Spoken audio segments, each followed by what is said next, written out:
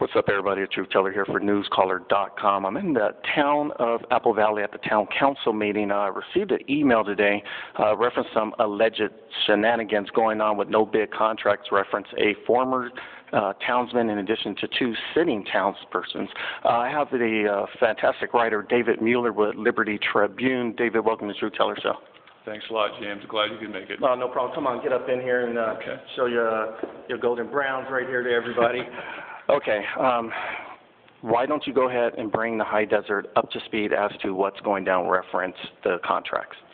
Well, since 2002 at least, Councilman Nassif and now Mayor Pro Tem Cusack are recusing themselves on votes for commercial warrants that they have interest in, which technically is legal. However, I submitted some public records requests to find out how much they're making, because that's what's secret about it. There's no figures involved.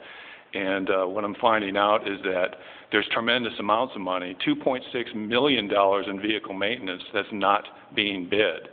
And the town has a policy that if the individual invoice is less than $5,000, they're using an informal bid process to bypass the laws on bidding. The vehicle maintenance for the Apple Valley Police Department obviously should be bid out, and everyone that has a garage should be able to bid for the work. That's only fair. All three of them, Jack Collingsworth at Big Apple Automotive, Larry Cusack with the town's communications and security work, and then Scott Nassif owning Napa Auto Parts, they have no bid contracts to supply parts and services to the town. That's outrageous. To me, it's a direct conflict of interest, but they're using the fact that they recuse themselves from votes to get around that conflict of interest law. Well, let me jump in here real quick. After you spoke during the open comments, the town attorney kind of pushed back a little bit. He said he didn't want to be argumentative, and they typically don't respond. But he had to go ahead and throw in and pretty much say, hey, I don't deal with crooks, only deal with stand-up people. Well, James, the interesting thing about that is Best and Krieger, which is who John Brown is a partner with, they were the guys that were involved in the city of Bell. So they do deal with crooks. Right. Now, I'm not saying John Brown is a crook, but a member of his law firm saw all that going down and let it go. Yeah. So that's something that people should be aware of. Yeah, even if, like we were talking off camera, even if everything's on the up and up, just the optics alone do not look right. Right. They should at least bid it.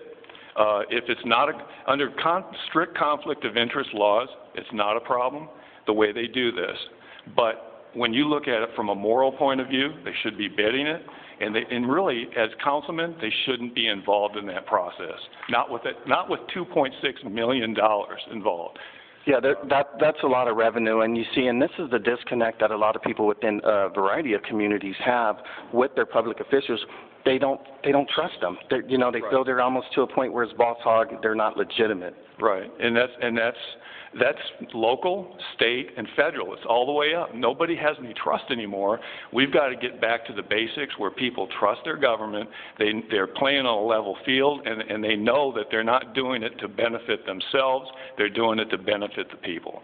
Well, just remember, people, it doesn't matter if you drink tea on the left or coffee on the right. Just don't drink the Kool-Aid. And this is Newscaller.com and Liberty Tribune. David Mueller. Good looking out. Thanks for coming, James. I really appreciate it. No problem. Peace. I'm out.